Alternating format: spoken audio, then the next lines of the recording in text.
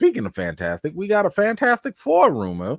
And I don't know how credible this is. I've been seeing many outlets kind of share this. Now, I don't know this source as being particularly reliable. Maybe they are, maybe they're not. But whatever, like we might as well fan cast because everybody's thirsty to fan cast, but take it as a rumor, nothing more, nothing less. But of course, the thirst behind trying to cast the Fantastic Four has reached a new peak. Because supposedly, we now know who the actual final four are, and they are none other than Adam Driver as Mr. Fantastic, Margot Robbie as Sue Storm, Paul Mescal as Johnny Storm, and Daveed Diggs as Ben Grimm.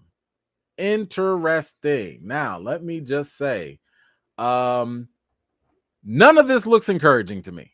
There are a couple things that kind of stood out to me. One, Adam Driver still does not fit to me as Reed Richards. Now, again, I'm just talking about aesthetically.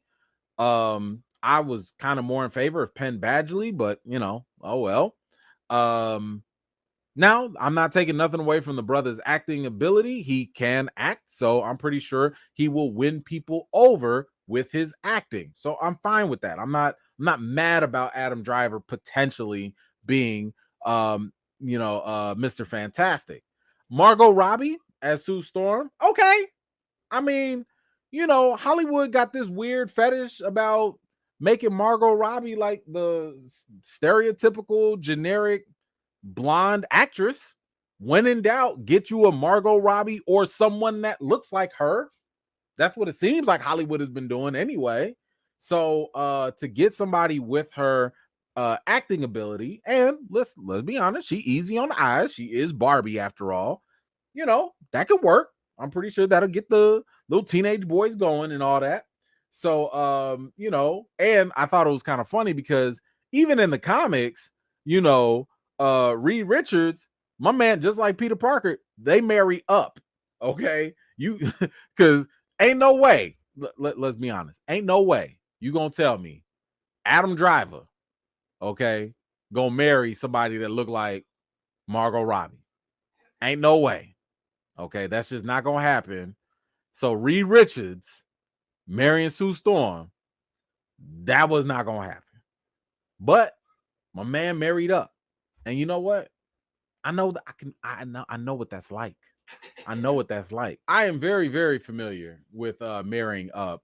And I totally understand what is wrong picture. I'm sorry. Here we go. That's it. That's it. So I know. I understand what that's like, and I'm a cheer for my man too. What are you looking at? What are you doing? Get away. Get away. There's nothing here for you to look at. I put up our picture. Good. No. No, go away. I'm doing my live now. Okay. Our picture. Oh my God. Really? Our picture. Remember that one? Okay. Yes. Okay. Goodbye.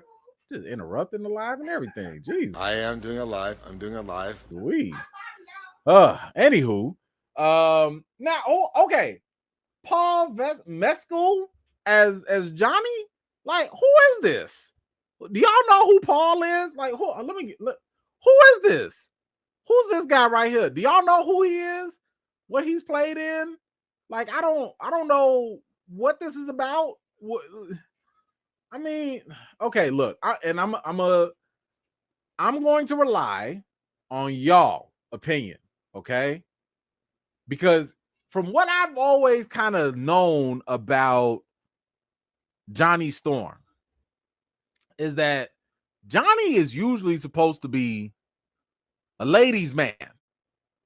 Johnny is usually supposed to be highly attractive. So I'm going to leave this to y'all. I'm not going to weigh in on this. Is Paul Mescal, does he kind of fit that profile for y'all? Like y'all go ahead and weigh in. I just don't see Paul Mescal as it. Now, maybe the guy is super talented. Maybe he is. And if he is, great. You know, I mean, again, I'm not going in there for his looks, right? I'm just saying, I thought that's what the comics was like, but I don't care. But if you told me that was, I mean, we just went for Chris Evans. Like y'all had Chris Evans. That was the last impression. You went from Chris Evans to Michael B. Jordan to Paul Mescal? That's the legacy, y'all. Chris Evans, aka Captain America, Michael B. Jordan. I think both of them got sexiest man alive at some point in their life. Paul Mescal? That's the legacy y'all gonna make him walk in? Okay. Hey, look, all power to him. Good luck to him. Good luck. Good luck. You know, I'm sure he'll be a hothead.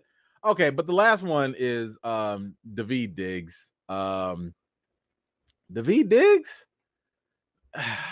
Now, I like Daveed. You know, Daveed was in Hamilton. He was fantastic. He was I think he was also in Jesus, what was that other movie he was in? But like the brother can definitely act. There's no way you could have told me that him as Ben Grimm would have made sense on any planet. Ben Grimm, from what I know, from what I've experienced, and I'm talking about from the comics, from the TV series, from the movies, all of them have had a certain gravitas and a personality type that, in my opinion, I can't see or hear Daveed Diggs tackling that. So this is definitely going to be, I'm assuming, a new interpretation of Ben Grimm. But I'm a little concerned because, you know, Ben was never black. And it really, I'm a little iffy about this. I'm a little iffy about it because I think that there's a little bit more impact. And let me actually talk about this for a second. Making Ben Grimm black, I think, takes away some of the impact of what made the Thing so unique and special.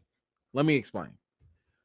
In the comics and even in the movies, with his backstory, everybody else gets all these cool powers. Reed can stretch. Johnny can, you know, turn on fire and fly. Sue can be invisible and do all these force fields and stuff, right? Okay. But unfortunately, Ben gets covered in rock and he looks like a monster. That's why they call him the Thing, right?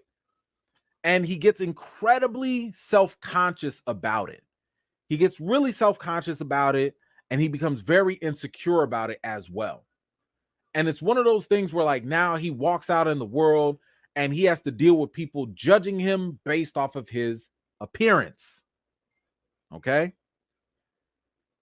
In my opinion, it's a little awkward to have a black man play this character that has to deal with this insecurity of their appearance. Why do I say that? Because most people of color already have to deal with that, and they already have to live with that. They already have to live with the idea of, when I walk outside, police are going to look at me and maybe treat me a little bit differently than someone of lighter skin tone. If I go to an employer, I might get treated differently because of my skin tone. Like, a lot of different factors happen with people of color that they already have to deal with. So now I'm sitting here wondering, are you really doubling down on that with the Thing? So you taking a black man that's already been judged probably most of his life, and now you're going to make him more atrocious looking, scary looking, or whatever. I'm just saying it's kind of weird. You making the big black man a big black monster, potentially, if this rumor is true. It's a little weird. It feels like you're playing on a little stereotype, just a little bit, and not in the right way. And I think what's lacking here is I actually do think it's way more powerful to have a white man play the Thing, a white Jewish man, because I think he, being Jewish is also part of his character. But you should have a white person play the Thing. Why? Because I want to see when white people actually literally get to walk in someone else's shoes. What do we say all the time? Man, if you walked a mile in my shoes, you'd know what life was like. I would love to see a white character who's never had to deal with being judged on their appearance. Never. But now they do, and now they learn how to empathize.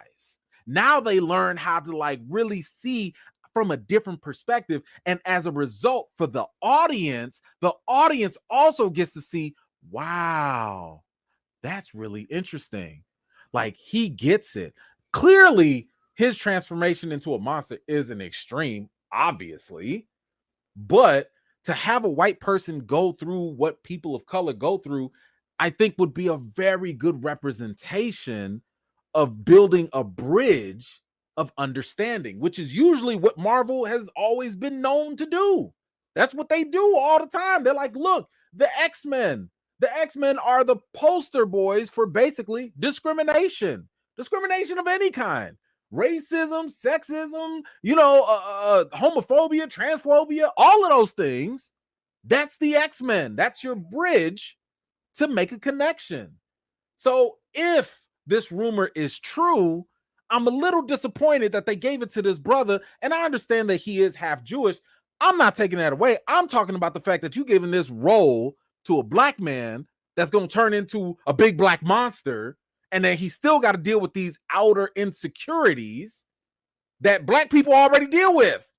We already deal with that. You already have black folks that go out there and straighten their hair just so they can conform. You unfortunately have people like Sammy Sosa who want to bleach their skin because of colorism. That's already a thing. But I'm saying it would be so much more powerful if you had a white person go through that, and then they have to learn and empathize and sympathize and be like, dang, if I'm going through it like this and this has just happened to me, imagine what it's like for people that was born and they just always had to deal like this.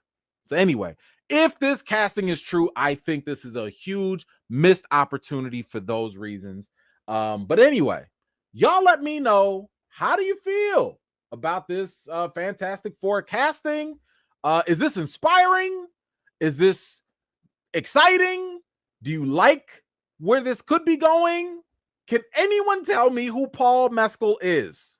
Please, if you have seen Paul Mescal, again, I'm not saying he's a bad actor. I just don't know. I looked up this IMDb and I was like, I ain't seen none of these things at all. So if he's a good actor, please let me know if Johnny Storm is in good hands or not. But please let me know your thoughts in the comments down below. Thank you so much for watching. This was just a segment of one of my live chats, and if you're interested in joining in on the next one, be sure to subscribe and turn on your notifications for more. I've got more videos and reviews to do for you all, and until next time, I'll see you all later.